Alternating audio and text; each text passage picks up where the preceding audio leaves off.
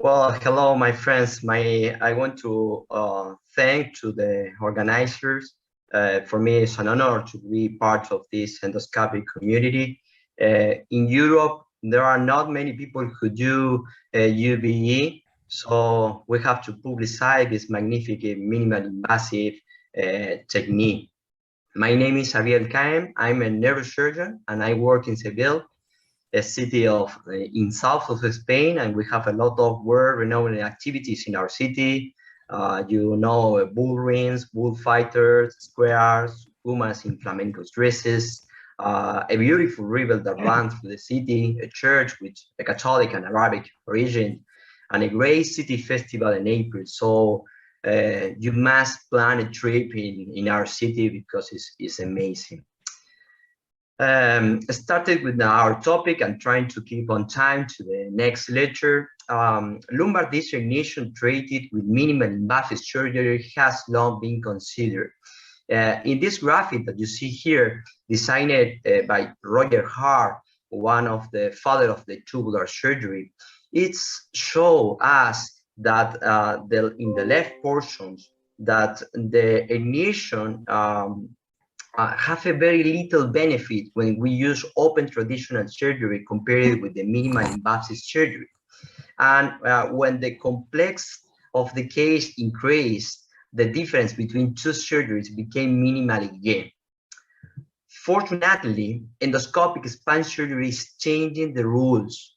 In this new graphic designed by Jinsun Kim, one of, for me, the father of the full endoscopic spine surgery, we still see very little difference in lumbar designation between open and minimal invasive surgery. But this difference increases and maintains despite increasing the complexity. So the big problem is that you should not start surgery with complex case. You should start with simple case. So lumbar designation is your best choice to start the UBE surgery. There are many numerous scientific articles published. For example, this is a comparison between the microsurgery, uniportal, and biportal surgery. They analyze the muscle inflammatory parameters such as CPK or PCR, and in all of them, endoscopic surgery is more beneficial.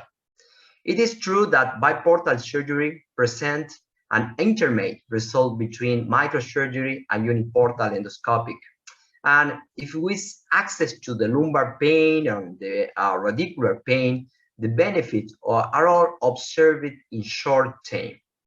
But the important thing in this article is that the three techniques, microsurgery and uniportal and biportal, have the same result, but biportal and endoscopic surgery have fewer complications.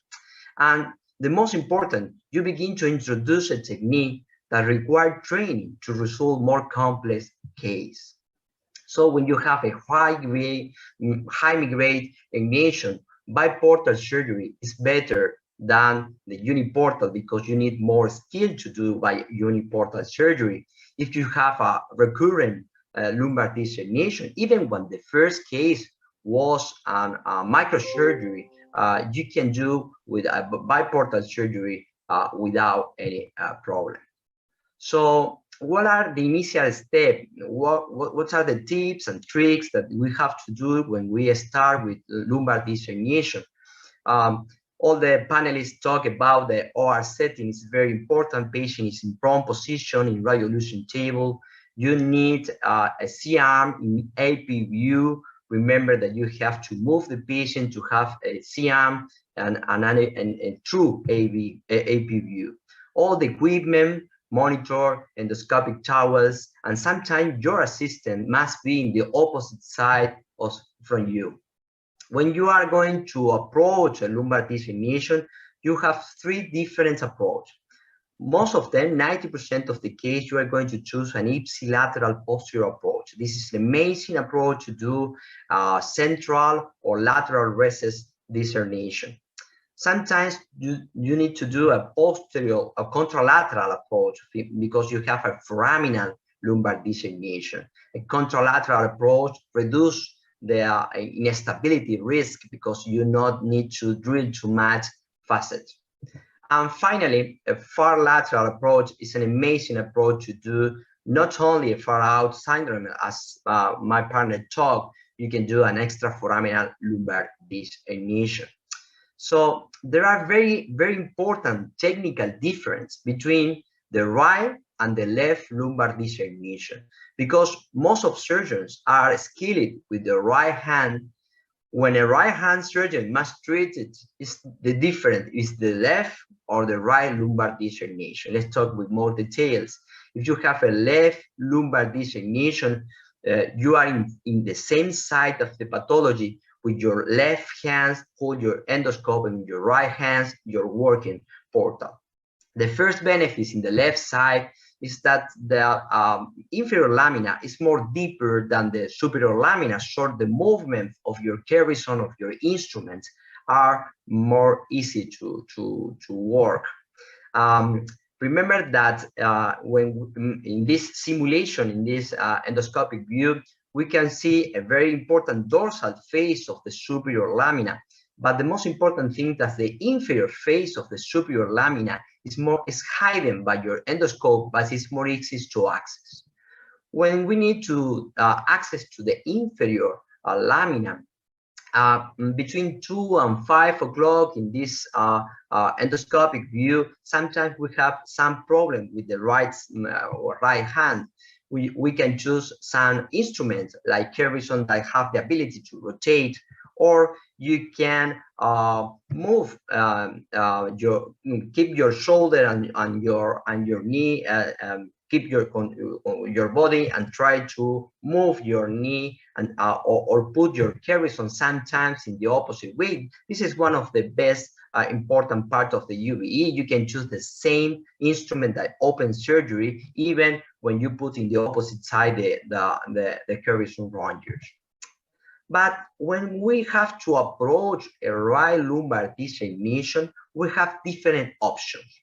We have option 1, that is the endoscope is in the caudal part of the incision, and we have option 2 and option 3, that is the optic view are in the cranial incision. Let's see with more detail. Option 1 is you have a right lumbar disc herniation, you are in the same side of the pathology, and you are going to hold your endoscope with the left hands. The first problem that have this part of the approach is that the superior lamina is more superficial, so sometimes your carry-on or your dissector are blocked to move. So if we see in this endoscopic view, the dorsal lamina is more important, and the view from the right side is different from the left side. For that option, some surgeons do the incision more caudally to reduce the drilling of the dorsal lamina. We can choose for option 2. Option 2 is you are going to put your endoscopic portal in your right hands, and you are going to work with your left hands. This is a fantastic approach if you have the skill to work with both hands, but unfortunately, it's not easy for many surgeons. So for that, we usually choose the option 3 for lumbar disc herniation. So you are going to treat a right lumbar disc herniation, but you are going to put in the opposite side of the lesion. So the surgeon are in the left side. You are going to see the same view like in the left side. You are going to work with your right hands, and most important, your OR setting and your team is always put in the same position. And when you are starting to do a new technique, the team have to be training. And if you see the same side, the same position, it's more easy for all the team. Some fantastic skilled surgeon like Dr. Johnson or many Chinese and Korean surgeons have the ability to do the switch technique, so they can choose the endoscopic view from the cranial port to the caudal port, and then through the cranial port to the cranial part.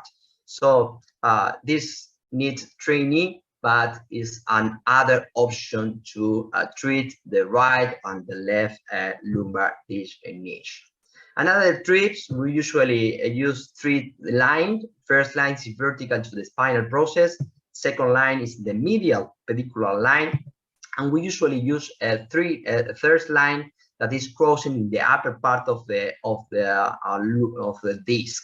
Remember, 90 degrees of your CM in the vertical to the ground is very important to understand what is the interlaminar space. Then you can choose from vertical or horizontal incision. The important is that you have 2 or 3 centimeters each other. Try not to tilt too much the C-arm because your incision is going more cranial, and sometimes in the first case, you are going to feel not very comfortable. About the concept of triangulation is very important. If you make the incision that are too far, it's very likely that you will lose your instrument, so you are going to lose your time. But for me, for example, my early mistake is to do the incision very close. So when you do the incision very close, your instrument, when you are in the ground, started to fight. And sometimes you have to go work out, get out your endoscope and put your endoscope input. So try to do the incision between 2 or 3 centimeters of other. Another trick is the problem is not the incision. You need 2 or 3 centimeters each other, but you have to understand that the skin is not always the stop your incision. You need to do a second incision in your fascia. Your fascia need to be incision in the cross ordinance, so in longitudinal and vertical incision, and then you can introduce your dilators. In your working portal, you can use 2 or 3 dilator in your endoscope portal, sometimes when 1 or 2 dilator is enough. Yeah, it's not the problem of if you do a gravity or a pump. I think that the problem is that you have to understand that your fluid need to go outside of the body. So we usually use gravity, but we usually use a retractor that keep all the fluid go out from the body, and this is most important than the pump of the gravity. There are many retractors in the market. Try to use a semitubular. We prefer this L-shaped semitubular retractor because you don't need an assistant that is trying to keep the working portal open all the time. We usually call this the 5-minute rules. You need only 5 minutes to find the spinolaminar angle. If you spend more than 5 minutes, you are losing your time. Get out your instrument, put your CM again, and try to understand what happened. You only need 5 minutes to find your spinolaminar angle. After you identify the spinolaminar space and the spinolaminar angle, then you can use a drill, you can use a chisel, a kerrison, of course. Look at this, this is in the left side. So in the left side, we are very comfortable with the right hand, trying to do a kerrison, and then again a drill, reducing the superior lamina, and again a kerrison, so you can move very, very easy. When we do with the right side, remember you need to drill more much dorsal lamina. Sometimes the shield of the burr blocking your vision, so you can do your incision more caudally, or you can use a chisel. And when you use the kerrison rongers, you need to rotate more to try to put for the inclination of the superior line. Remember that you have to detach the inferior part of the flavor ligament, and after you remove the superior and the inferior limit, when the curate or a ball tip, you can detach all the flavor ligament. This is one of my first right lumbar disc herniation. Look at this 5-minute rules. We are now in the spinolaminar process. This is a high-grade migrated herniation, so we need to detach the soft tissue of the inferior lamina, identify the flavor ligaments, and after all, we can retract the neurovascular structures and find a very big piece of this that is in the intracanal. They have a tear in the posterior ligaments, and we can remove without problem with the little retraction of the neurovascular structure. This was a very big, this is one of my first case. I'm in the right side. I'm trying to do in the right side. Now I usually use the option 3 in the contralateral side. This is the post-op MRI. Remember that the working port is always a little bigger than the scopic portal. So my conclusion is for us, UBE maybe it's not the best technique for the discectomy. Maybe uniportal or another technique is best, but the discectomy is the best technique to start UBE.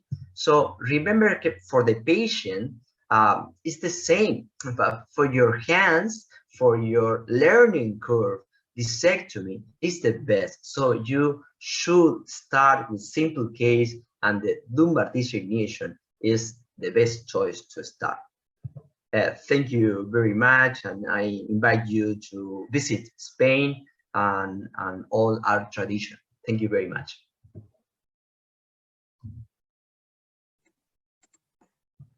Thank you, Dr. Ken. This is a wonderful presentation, especially for the UB beginner. If anyone has a question, maybe we will discuss later, or you will send your question to the Zoom platform. Thank you again. Next speaker is Dr. Hamantia Mahadipta from Tangerang, Indonesia. He is a member of the Indonesia Endoscopy Spine Surgery. His topic is comparison between uniportal and biportal endoscopy, cervical foraminectomy. Welcome, next speaker.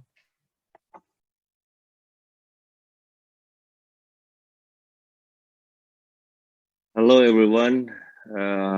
It's very nice to see you all again in this ISUBE meeting, Singapore station.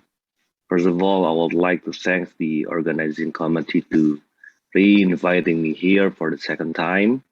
And I must apologize because I cannot attend this meeting live because I have also a national congress at the same time.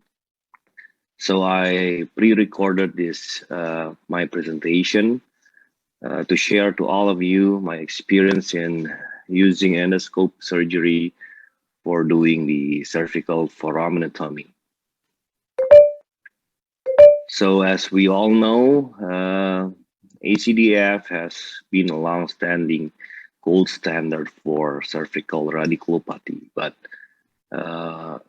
the evolution of endoscopic surgery makes us available to do the posterior cervical foraminectomy by minimally invasive way. So nowadays, the PCF was just as safe and effective as the ACDF in the treatment of cervical radiculopathy. The option for keyhole cervical foraminectomy include the conventional open surgery, the microscope, tubular, and nowadays the endoscope. And as we all know, the endoscope surgery, there are two ways of performing the endoscopic spine surgery, one with the uniportal access and second with the biportal access.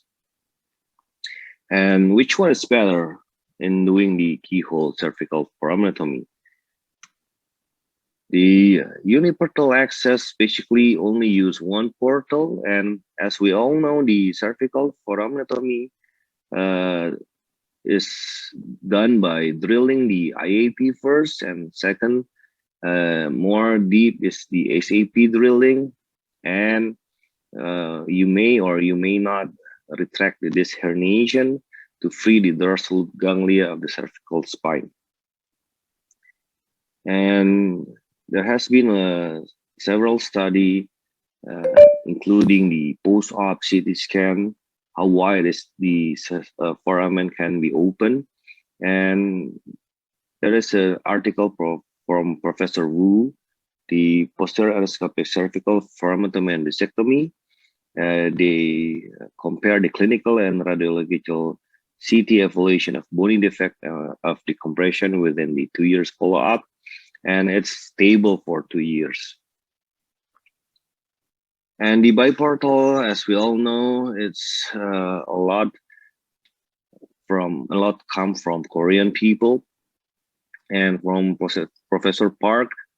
Once he introduced the ipsilateral biportal access for cervical foramectomy, and as we all know, there's also the what they call the inclinatory foramectomy for cervical radiculopathy.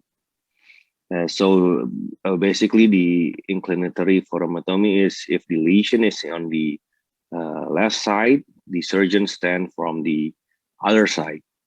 So it's more likely a contralateral access for the foramen. Yeah. But if we types the comparison uniportal versus biportal posterior cervical foramectomy, we cannot find in the PubMed up until now, at least. So I make a study comparing those techniques to minimize the bias of the study. I only picked the unilateral symptoms, left side symptoms, and with the foraminal soft disc herniation confirmed by CT scan, and it is a contained disc herniation. So I only do indirect decompression by keyhole, a single surgeon, 20 cases each, uniportal and biportal access. And I want to know what is the time before from skin incision to beginning of the bony work, from the bony work to complete the procedure, and the post-op pain score. So before we do the foraminectomy, we have to know what are we going to decompress. Yeah. So basically, we want to decompress the dorsal root ganglia of the cervical roots, which located just in front of the facet joint. And for some reason, this herniation can impinge the dorsal root ganglia and to the facet joint itself. So what we want to do is we want to cut this bony part of the IAP and the SAP to free the foramen, to enlarge the foramen so the dorsal root ganglia can be free. So our target point is around here. And if we do the uniportal access, we just directly place our tube in this part of the cervical spine. But if we do the biportal access, we have to make a 2 incision, one the viewing portal and one the working portal, which usually located at level of each pedicle, at the level of the one that we want to decompress. And the lateral margin is just on the lateral side of the lateral mass. So after we time the skin incision, and after we insert the scope, whether it is uniportal or biportal, what we want to find is this area called V point. The V point is basically the border between the lamina above and below, and at the lateral side it is bordered by the facet joint itself, and beneath the flavum ligament. So this is the V area on the CT scan, and on the endoscopic view, this is what we call the V point here. This one, so this is the lamina above, this is the lamina below, and this is the IAP, and beneath that is SAP, the facet joint. So first we have to find this part, the phi area. So second, we must know the difference between the cervical spine and the lumbar spine. Yeah. At the lumbar spine, we know that flavum has the foraminal extension just to cover the dorsal root ganglia at the lumbar spine. That's lateral to the flavum ligament. After we cut the IAP and the SAP and identify the flavum ligament, we work just lateral to the flavum ligament to release the dorsal root ganglia, because there's no flavum attachment or flavum coverage above the dorsal root ganglia and the cervical spine. So like this, after we identify the flavum ligament, we work on the lateral side. For some reason, we can do the phlebotomy if we seems to have a cervical stenosis also. But usually, if only the herniated disc, we don't need to detach the flavum ligament. We just work lateral to the flavum ligament to release the dorsal root ganglia. And the post-op CTs look like this. This is a cutting of the IAP and SAP. Try to not cut the facet joint more than 50%, so it is still stable enough to maintain the stability of the spine. Look like this on the 3D CT. We enlarge the foramen. Don't cut more than 50% of the facet joint. And I want to know which one is faster between the uniportal and the biportal access from the skin incision to the beginning of the bony work. So the mean time for the uniportal access is 1 minute and 36 seconds, and the biportal is longer, 4 minutes and 27 seconds. So why it is longer for biportal to begin the bony work? Yeah, because on the biportal access, we have to ensure the irrigation is good enough to beginning to our work, and sometimes we have to struggle to release the muscles to clear our view before we do the bony work. While on the uniportal, we just go directly to the phi point area, and we can see directly the phi point area, and we just begin the bony work without handling a lot issues from the muscles. So like this. So the biportal, before we begin the bony work, we have to make clear the irrigation first. Sometimes it takes time for us to clear the irrigation in and out before we can do the bony work. That's why for the biportal access, usually it takes a longer time for preparation before we can do the bony work. And how about after we prepare to do the bony work and to time from the bony work to complete the procedures? It doesn't have any difference between the uniportal and biportal access. I usually done the procedure by within 13 until 15 minutes. So like I mentioned before, our first step is find the phi point, and we drill the IAP, both uniportal and biportal.